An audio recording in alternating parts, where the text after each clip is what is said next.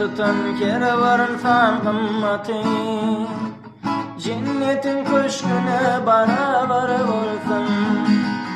Roda tutan kervarın fan kımmati, cennetin köşküne beraber olsun.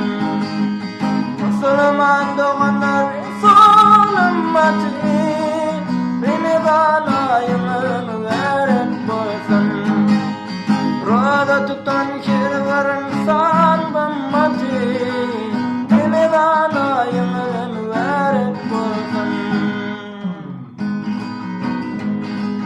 Bir yürekten üy köküne ayrılsa, ehli Müslümana sevap paylansa. Bir yürekten üy köküne ayrılsa, ehli Müslümana sevap paylansa. Şu aydınım yeri şardı yaylansa, Ramazan ayını mübarek olsun. Şu aydınım yeri şardı